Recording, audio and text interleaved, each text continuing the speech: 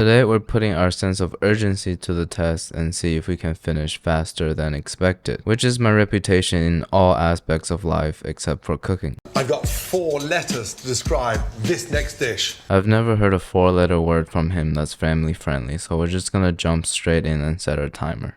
Now, first thing, we want to slice this big slipper into half, okay?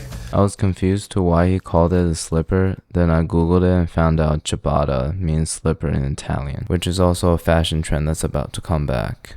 Douse it in some extra virgin olive oil. Douse it in some extra Jamie olive oil. Yeah! And then, look, get that on the grill, okay? Get that on my pan, okay? Put a plate on there and just push that down. Push that plate down because the mark of a good chef lies in the surface area of crispiness. Now, the steak. Sometimes you think there's a lot of salt to the naked eye, but it's not because we lose 30% of it. I can't afford to lose 30% of anything, especially in front of a naked eye, so I salted it last night and left it in the fridge to dry brine. And open that up.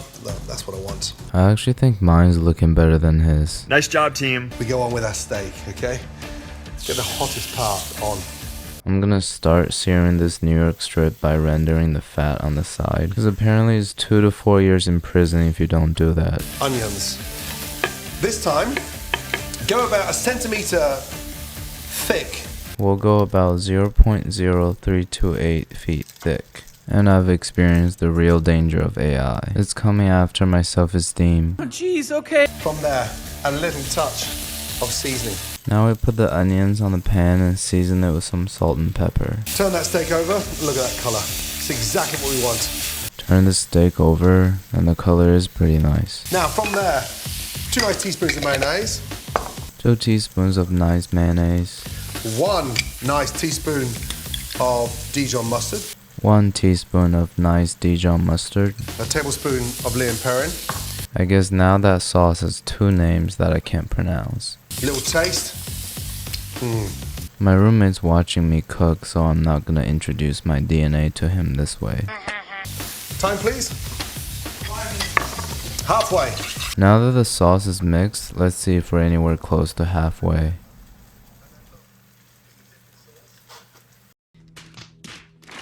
First off, 1 spoon all the way down. First off, 1 spoon all the way down. Snap the lettuce and slice that in half.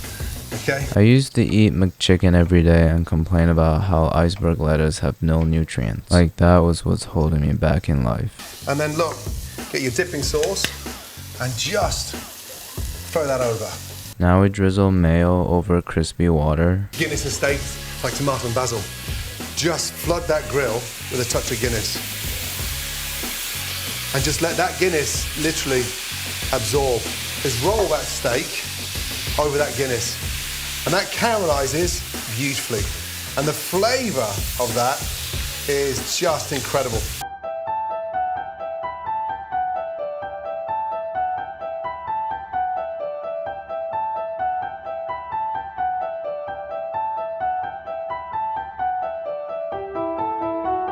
Off the grill, and I dot them over that beautiful salad. Now we're gonna put the slightly caramelized onion on top of the salad. Time please.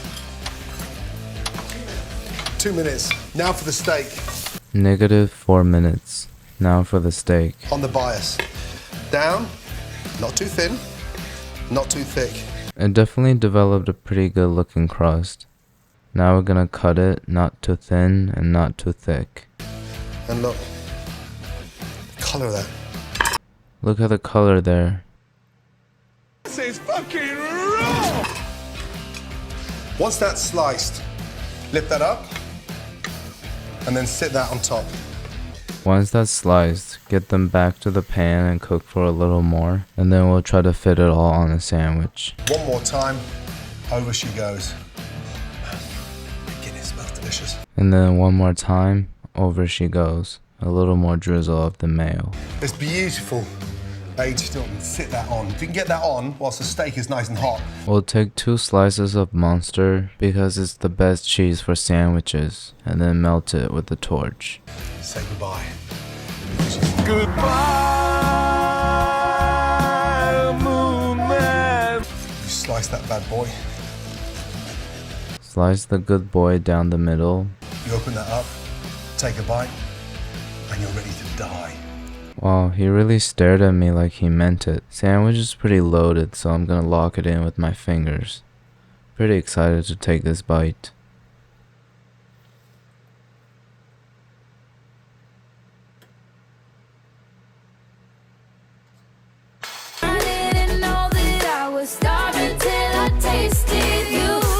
Even though I left out half of the instructions, the sandwich is still pretty fire. Highly recommend this recipe. It took me about 16 more minutes to complete it than Gordon. I think it's mostly because my steak is way thicker than his and it's a different cut. I'll do better next time. Alright, thank you.